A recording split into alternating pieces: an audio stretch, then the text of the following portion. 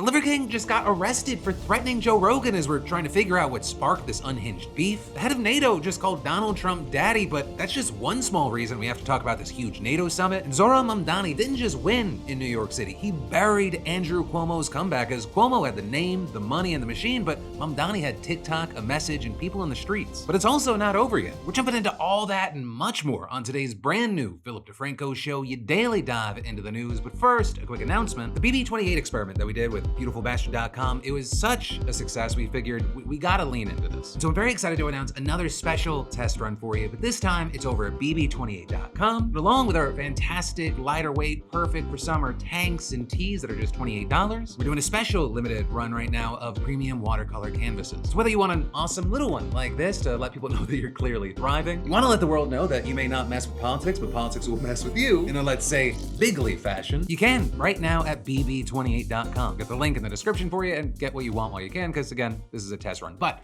all of that said, we've got a lot to talk about today, starting with this. The Liver King just got arrested for making terroristic threats against Joe Rogan. And if you don't know who the Liver King is, he's this social media personality known for selling supplements, promoting what he calls an ancestral lifestyle, eating raw meat, and having just this big bodybuilder physique. You know, in the past, he had kind of been the focal point of some controversies, including how he denied using steroids, though it eventually came out that he was in fact spending tons of money on steroids to achieve his figure. But that then leading to tons of criticism and backlash and people calling him a fraud. But now he's in the news for a very different reason, and before he got arrested, he started posting an incredibly bizarre series of videos promising to pick a fight with Joe Rogan. Joe Rogan, I'm calling you out. My name's Liver King. Man to man, I'm picking a fight with you. Yeah.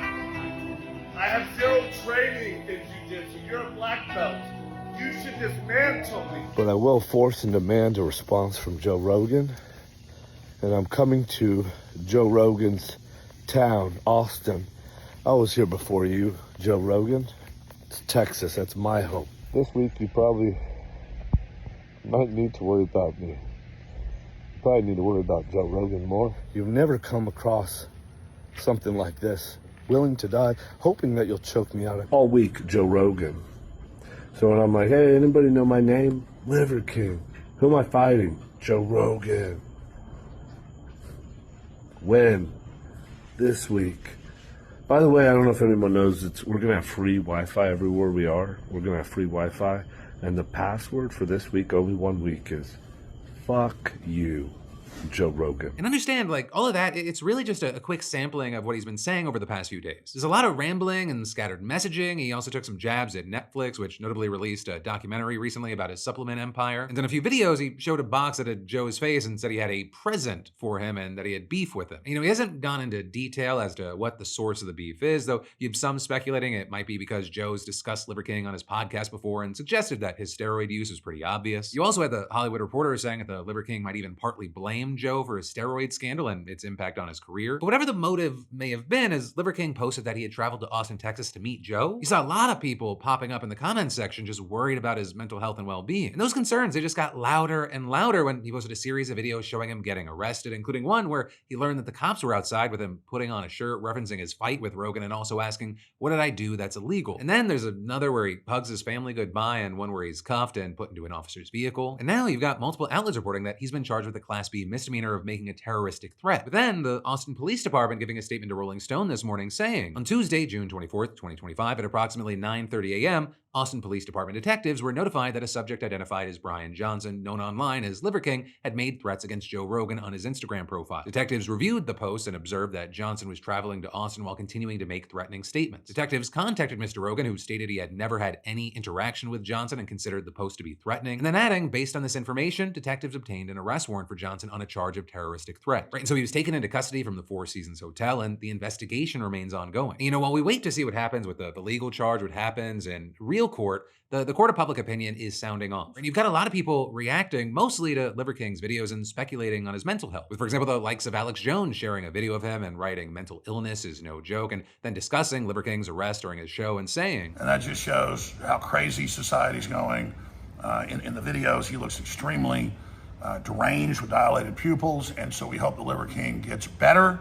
but this is what is happening in America. And Jones definitely wasn't alone in pointing out Liver King's pupils, and for a while now, people in his comments have been concerned that he might be using drugs. There was some online claiming he was going through a psychotic episode while pounding methylene blue, with then others pointing to a post from last year where he says he found ayahuasca or tying it to his steroid use. But obviously, you know, I'll say we don't know what actually prompted him to seemingly spiral and go after Joe Rogan. But currently, there's this void of verified, definitive information, and we're seeing that being filled with a lot of speculation and reactions to his posts. And all of this is, you know, the attention and the chatter around him has been increasing since last month, because he's been facing increased scrutiny since Netflix released that documentary on him, and you had people responding by calling him nuts and a grifter. You know, for now, we're gonna have to wait to see what comes from this situation, what we learn, and in the meantime, of course, I'd love to know your thoughts here. But then, next up today, we've got to talk about how Zohran Mamdani just shocked the world. Because while initially he was seen as one of the longest of long shots, he may now be the next mayor of New York City. Right in that, because last night, when the first round of ballots for the mayoral Democratic primary came rolling in, the results were clear. With 93% of the votes in, Mamdani came out clearly on top with 43.5% to former Governor Andrew Cuomo's 36.4%. With then Brad Lander, who's another left-wing candidate who cross-endorsed Mamdani, coming in third with 11.3%. Now, technically, the final tally is not going to be finished until next week, but the winner here has already been declared. Right, and with that, Andrew Cuomo conceded the race last night. Tonight is his night.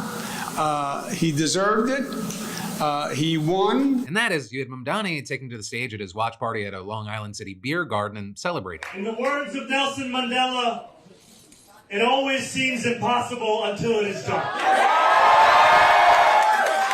My friends, we have done it. I will be your Democratic nominee for the mayor. And you know, whether you love him, you hate him, you never heard of him, his boasting here is completely warranted. Because again, this guy was the longest of long shots. 8 months ago, when he launched his campaign, virtually no one seriously thought he had a chance. But he was just this little-known state assemblyman who immigrated here from Uganda with his family when he was 7. Whereas right from the start, Cuomo enjoyed pretty much every advantage he could possibly hope for. A double-digit lead in the polls for most of the race, a $25 million super PAC, and far more name recognition. All of which is why you had people commenting that his campaign had an air of inevitability, as if he didn't even need to try. But Cuomo, he, at least in the words of the New York Times, ran a campaign that appeared largely devoid of authentic moments of him connecting with everyday New Yorkers. Also, it probably didn't help that a number of people think that grandma might still be around without him, and he had the sexual harassment scandals. And then on the other side, you had Mamdani running a campaign fueled by young, grassroots support, with him saying nearly 50,000 unpaid volunteers knocked on more than 1 million doors. And that, as I mean, he just pulled off a masterful social media campaign with him going on dozens of podcasts and posting a lot of relatable, viral videos, with those also including some that spoke directly to New York's huge immigrant population. Or like one where he explained how ranked choice voting works entirely in Urdu and Hindi while splicing in Bollywood film clips. तो ये है जो Andrew कोमो offer कर रहा है. आज मेरे पास बिल्डिंगें हैं, प्रॉपर्टी है, बैंक बैलेंस है, बंगला है, गाड़ी है. As well as in Bangla প্রাইমারিতে আমরা র্যাঙ্ক চয়েস ভোটের মাধ্যমে নির্বাচন করি. and Spanish. Fíjense, nadie sabe pronunciar mi apellido. He also very notably reached out to people who had voted for Trump in November, doing man-on-the-street interviews that grabbed a lot of attention. And what would it take for you to vote for a Democrat in the future?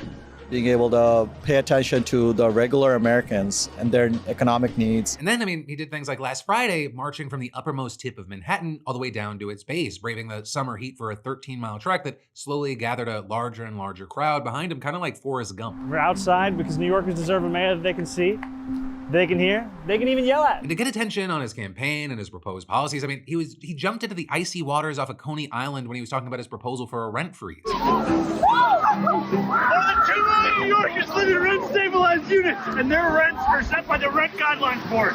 Eric Adams' board has raised the rent every year he's been in office. Rent freezes have happened before. De Blasio's board did it 3 times. I would do the same every year. And actually, speaking of which, we should talk about his policies. Because as a proud member of the Democratic Socialists of America, Mamdani quickly distinguished himself as the furthest left candidate in the 11-person race, with him, among other things, proposing a tax increase for the wealthy, free childcare, free public buses, city-run grocery stores, new affordable housing, more mental health workers, and a $30 minimum wage. He's also been a vocal critic of the Israeli government, having championed state-level legislation to end the tax-exempt status of charities with ties to West Bank settlements that violate international law, with that ending up being a wedge issue during the race, with his opponents calling him anti-Semitic, an accusation which he has forcefully denied and promised to govern for Jewish New Yorkers and increase funding to to combat hate. Right? And then another allegation that's commonly thrown his way is that he's not an effective politician. Critics saying that out of the 20-odd bills that he's introduced over more than 4 years as a state lawmaker, just 3 became law and they were relatively minor. Though there you have Mamdani's supporters arguing that he successfully pushed the state assembly center to the left and that he can do the same for New York City. He had Mamdani keeping that ambition high last night as he laid out what kind of New York that he wants to create. Where 8 hours on the factory floor or behind the wheel of a cab is enough to pay the mortgage. It is enough to keep the lights on. It is enough to send your kid to school. Where rent-stabilized apartments are actually stabilized. Where buses are fast and free. Where childcare doesn't cost more than CUNY. And where public safety keeps us truly safe. And it's where the mayor will use their power to reject Donald Trump's fascism and to govern our city as a model for the Democratic Party.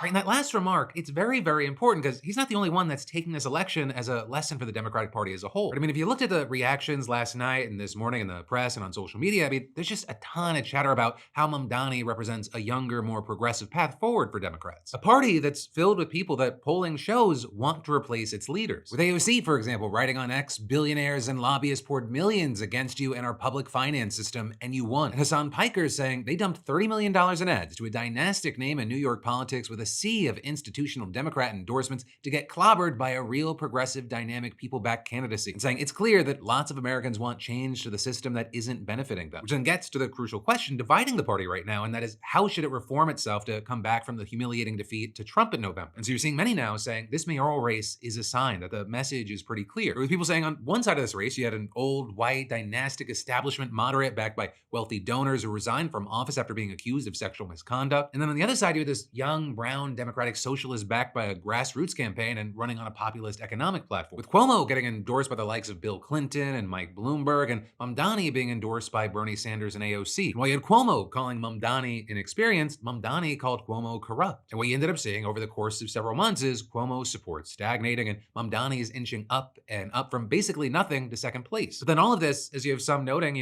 this is New York City. It's one of the most liberal municipalities in the country with a very specific demographic split. And so you have people saying it's debatable whether this type of campaign can work elsewhere. And I mean, even in New York, being Muslim and a socialist hasn't exactly been easy. And now, after his win, you had the likes of Charlie Kirk ripping into him, one racist post after another, calling him in one the Muslim socialist candidate for resentful immigrants who hate the West. With him also saying 24 years ago, a group of Muslims killed 2,753 people on 9/11. Now a Muslim socialist is on pace to run New York City. With Kirk then posting this photo saying, we imported this, now we must wake up or else. And all of that as, of course, keep in mind, the race in New York isn't over. And Mamdani has only won the primary. There's still the general election. So this race, it's a unique one because not only is Andrew Cuomo still considering whether to run as an independent, the incumbent mayor, Eric Adams, he already is. And Adams, he's immediately gone on the attack with him going on Fox and Friends this morning to say, he's a snake oil salesman. He will say and do anything to get elected. He wants to raise tax on 1% of New York's high-income earners. As the mayor, you don't have the authority to do that. You know who has the authority to do that?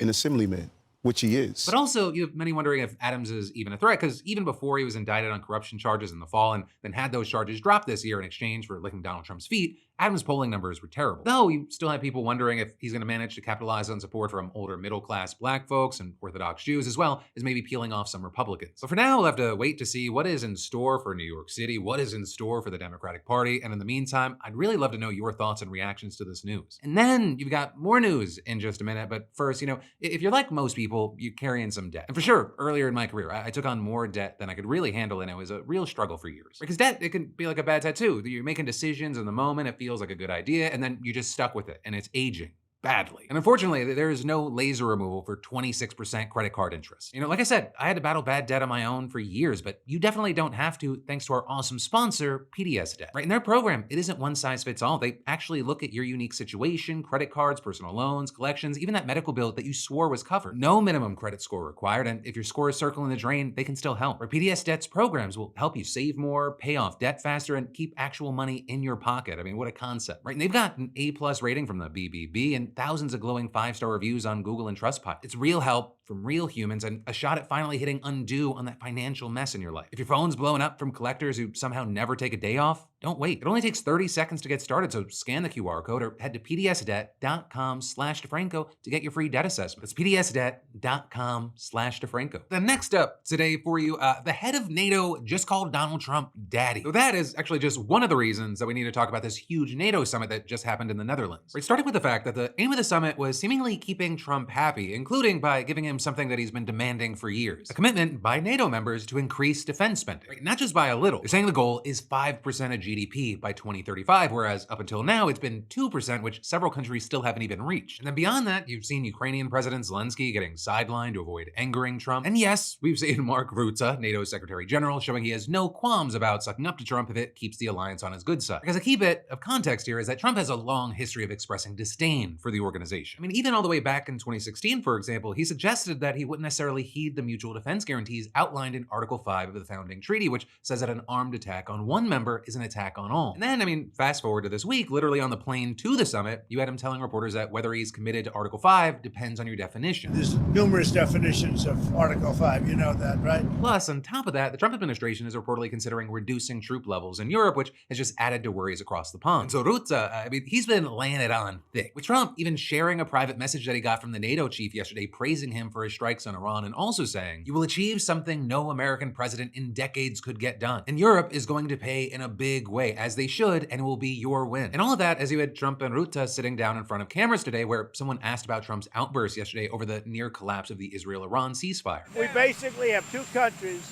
that have been fighting so long and so hard that they don't know what the fuck they're doing. Do you understand that? But today, Trump comparing fighting between Iran and Israel to kids fighting in a schoolyard and saying you have to let them fight for a few minutes and then it's easy to stop them. But then Rutte saying this. Daddy has to sometimes use strong language. And so then with all that, you had Trump saying that he has apparently come out a changed man. I came here because it was something I'm supposed to be doing, but I left here a little bit differently. I said, I watched the heads of these countries get up, and the love and the passion that they showed for their country was unbelievable. I've never seen quite anything like it.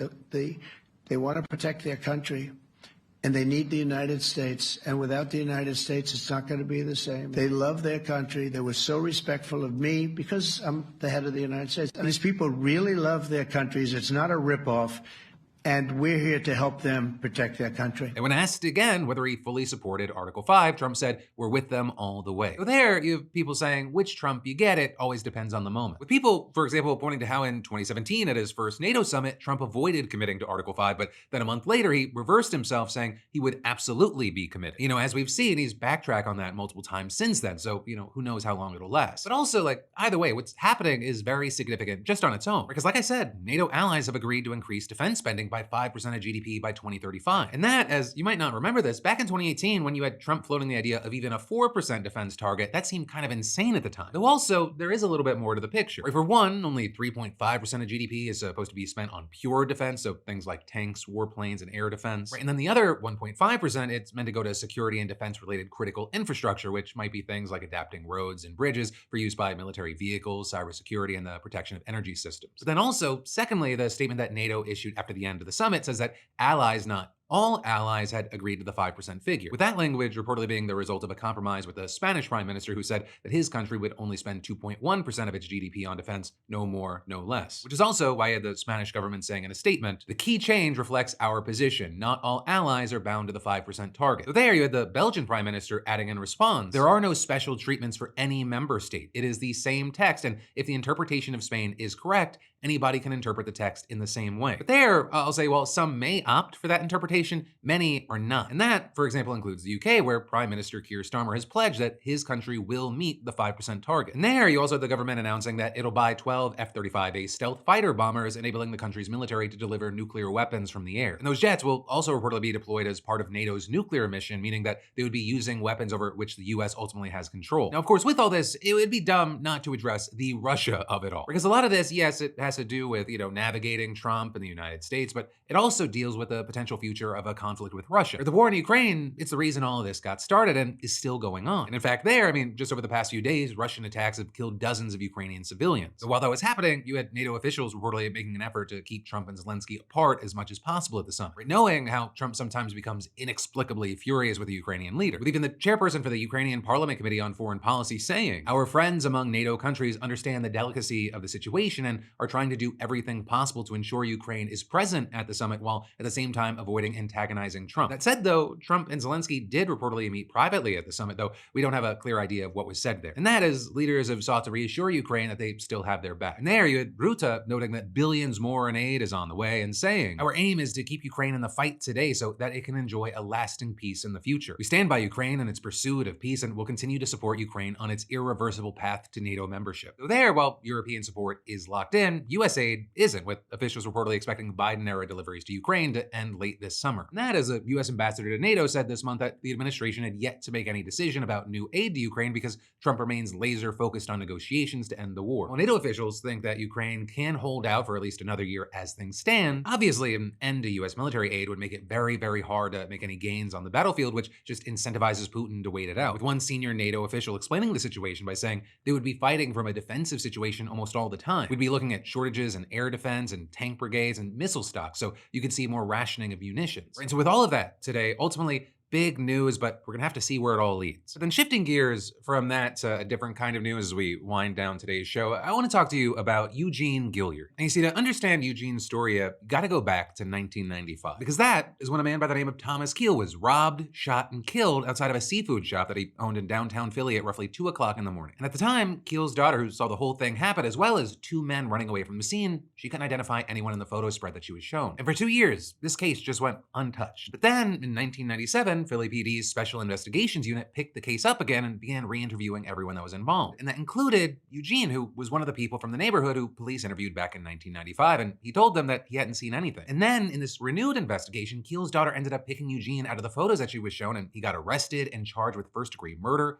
robbery, conspiracy, and commission of a crime with a gun. And so in December of 1998, at just 18 years old, Eugene was convicted of second-degree murder and sentenced to life in prison. Right, and then, throughout his time in prison, Eugene maintained that he was an innocent man, with his legal team repeatedly saying that there was no physical evidence actually linking him to the crime. And so Eugene just stayed there, rotting in prison, until 2010, because that's when Eugene got word that another man who was also incarcerated on other charges also admitted to the murder of Thomas Keel and pointedly said that Eugene was not involved. And so Eugene hired a private investigator who talked to the guy, got him to agree to come forward, and that's when he reached out to the Pennsylvania Innocence Project. And according to the project, they got a sworn statement from the guy who confessed and found 3 other eyewitnesses who corroborated that confession, with even Keel's daughter reportedly requesting a re-examination of the case. And after jumping through hoop after hoop in the legal system for a couple of years, Eugene's conviction was overturned and he walked out a free man. And now all these years after, you have his wife Najwa saying that every minute of the last 10 years has just been a gift, and adding, "I can't find enough words. No restrictions, no time limit." Right, and after spending 15 years locked up, Eugene now gets to unlock the door to his dream every morning. Right, and that because earlier this year, Eugene and his wife opened up a coffee shop in Philadelphia called Freedom Coffee House. Something that I always wanted